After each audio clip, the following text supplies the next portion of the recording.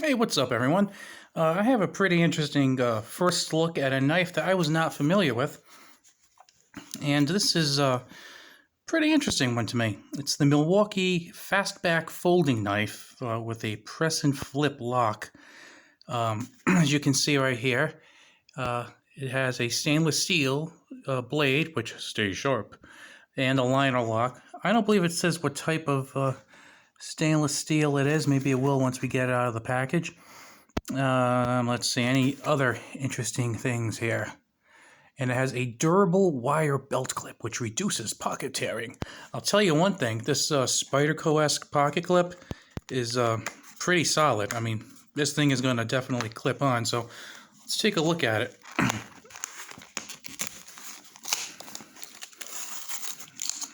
Figured I'd wait for you guys to open it, check it out. So let's take some initial measurements of this thing. Okay, so we have overall length, let's see, about 7 3/8 inches from that point to the tip. From the top of the handle to the blade, we have about 2 7/8 inches, just short of 3 inches there, which is nice because where I live I can carry up to 3 inches. And the handle is about 4.5 inches, well, a little over 4.5 inches. Let's see there. Yeah, well, 4 5/8 inches. So pretty pretty nice handle. This is just plastic, nothing fancy, totally unpretentious. Not trying to be fancy. Pretty good grip. I mean, I got my whole hand on it, which is pretty nice. So that's pretty cool. Have a little bit of jimping on here. Not that aggressive. I tend to like a more aggressive jimping, but hey, it's doable. By the way, this was $14.97. So, it's not a real expensive knife. So we have some jimping there. Nothing on the blade. I would have kind of liked to see some jimping on the blade too. Maybe a little bit of a thumb ramp. Tend to like jimping and thumb ramps. So if I have any knife designers out there who just want to send me one of your knives, jimping and thumb ramps make me happy. I do like how it has these indentations for the fingers though, so extra points there. I tend to like that, so that's really cool. Now this one has it's a liner lock. Bring that up there for you. And it has it's supposed to have a button lock on it, I believe. Oh, I'm sorry, it has the liner lock to open. Okay, there we go. Okay, and then to open it, I guess you can you Spyderco it over here? No, you can't. So it's supposed to be able to flip it. Not exactly, but I will tell you, no side-to-side motion. Well, extremely little, let's say. Extremely little side-to-side. Lockup seems very, very tight, as I'm shaking the camera while you're watching. Hope none of you are motion sick.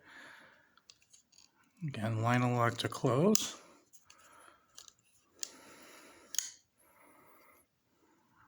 I'm figuring it might loosen up a little bit as you keep using it. So let's see how sharp this is, and let's check out the handy dandy caliber here.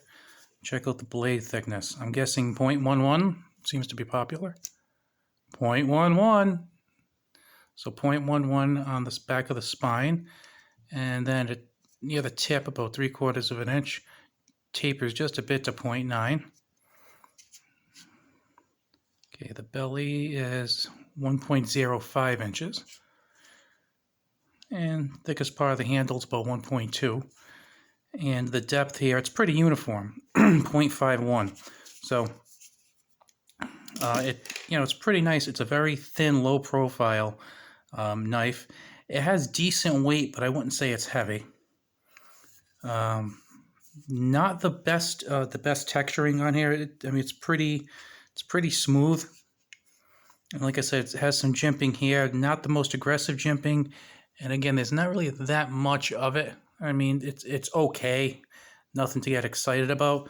The saving grace as far as traction and grip really are these indentations here.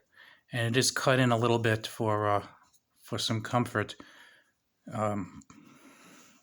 Yeah, so that's not bad. Let's go cut some of this cardboard here. Keep in mind it's kind of thin, but we'll see. Oh yeah, pretty sharp.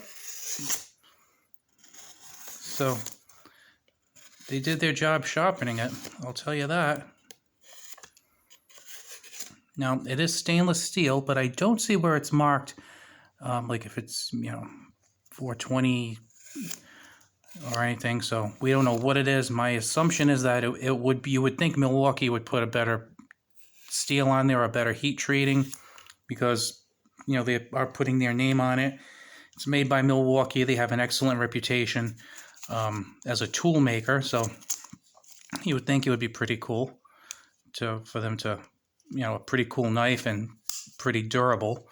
Okay, that locks up nice and tight. I'm just going to put this off camera, see if I can get this to flip, because, like I said, you press this button, you press that to open it, this to close it. This is the only knife I have that works like this. Isn't that crazy? Oh, it does flip well. Okay. I'll see if I can do this on the table without... Oh, I like it even better now. So, I don't want to call this a review, obviously, because me playing with it at the table for 10 or 11 minutes doesn't make a review. I think we would all agree on that. But, it's pretty cool. I actually like it. I was figuring, I'd think, it looks like a mediocre knife, and because they sell it at Home Depot, and it's reasonably priced at $14.97, it'll be kind of popular, or something that Milwaukee tool fans would like, or someone that has a knife they're looking for something that's, it's made by a reliable company. But this is actually, like, pretty cool. Like I said, it doesn't have, like, fancy, Flytanium scales or G10 or carbon fiber, and it doesn't have, like, a tungsten carbide blade or SV30 or anything, but, the handle is a full hand handle, here's the thing. If you're going to be doing some hard work outside, do you want to use a $300 knife? Maybe you do, I don't know. You might just be better just kind of using something like this, and every once in a while you strop it a bit, and then you got a nice usable blade. I mean, I don't have any $300 or $400 knives. I think my most expensive knife was like $240, and I ended up getting it like a quarter of the price because it was discontinued. So I kind of would use this more. I would use this before I use some of my even $50 to $100 knives, which is kind of where most of my expensive knives fall. So I would tend to go for something like this if I was going to do some hard work, because it seems really sturdy. Let's check out the centering too. Well, it's not too much room to move, but if you look down there, it looks like it's also centered pretty well. No friction or anything. Not like that Dollar Tree Swiss Army knife I reviewed a little while back. So, oops, that was a bad flip.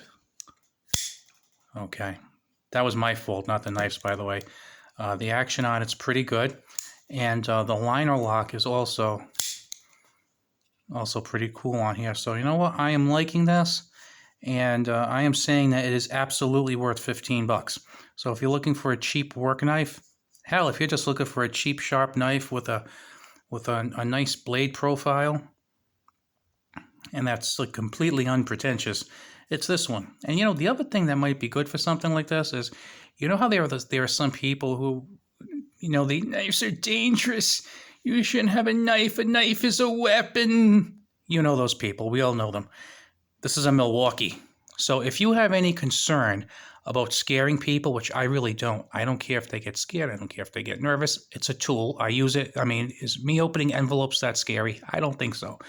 But for people like that, you could say, look, it's a Milwaukee. The people that make drills and circular saws? Milwaukee, remember? Oh, yeah. Then they'll start to get through their head. Well, it's a tool then. Yes, it's a tool knife.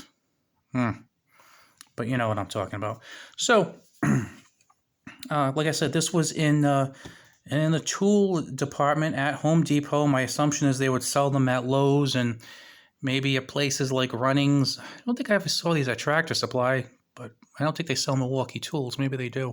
Don't know. But definitely, at least pick it up in your hand and take a look at it. think you'll like it a lot.